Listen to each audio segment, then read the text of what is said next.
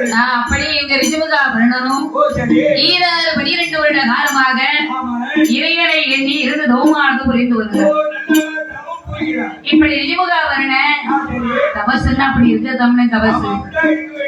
12 வருஷம் பச்சை தண்ணி கூட பல்லுல படப்படாது. நம்ம அப்படி இருக்கோமா?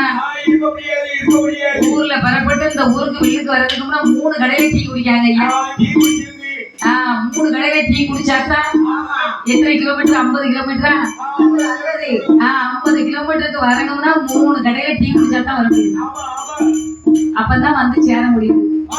நம்ம சுத்தி வந்திருக்கோமா? அதனால நமக்கு கூட 10 கிலோமீட்டர் சுத்தி வந்திருக்கோம். அப்படியே வீட்டுல போய் கூட்டிட்டு வந்திருக்கேன்.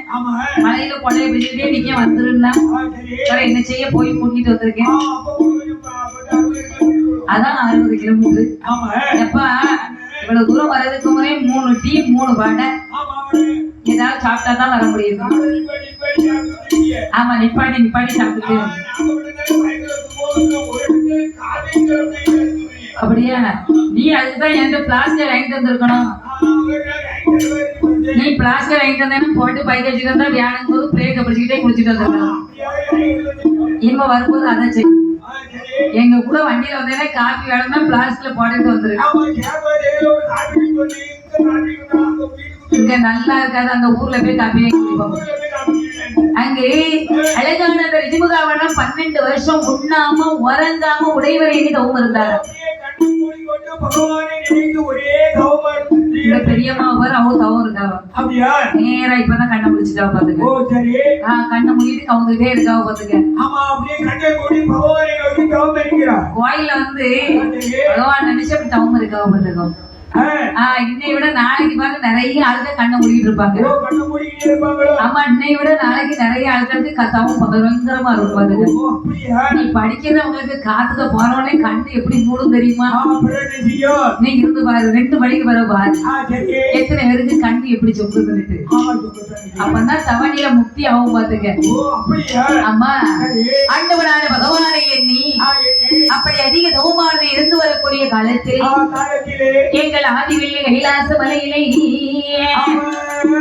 தேவரெல்லாம் 1 கோடி சிவனிட சொல்லுவாரா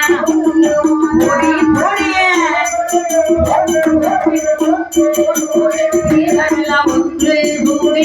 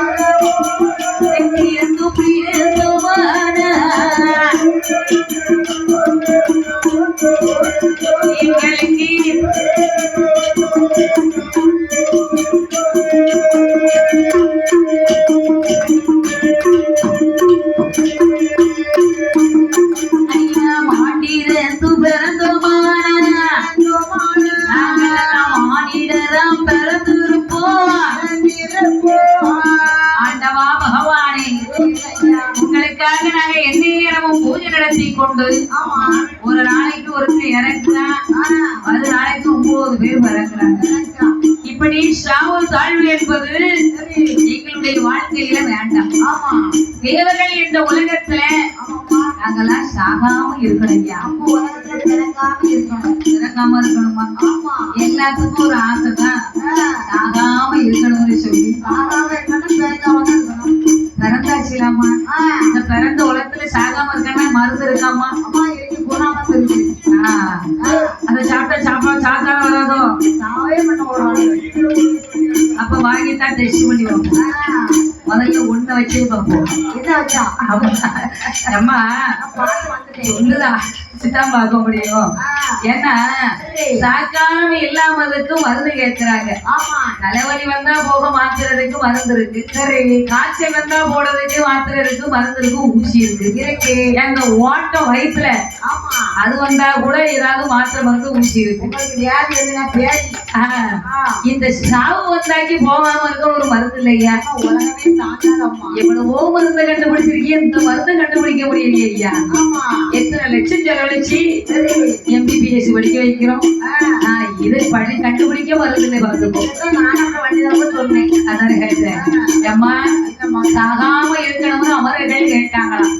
அழியாம இருக்க வேண்டுமே. ஆனா ஒரே ஒரு மருந்துதான் இருக்கு. என்ன மருந்தமா இருக்கு? அதை கடலை கடைந்து அமிர்தத்தை எடுத்து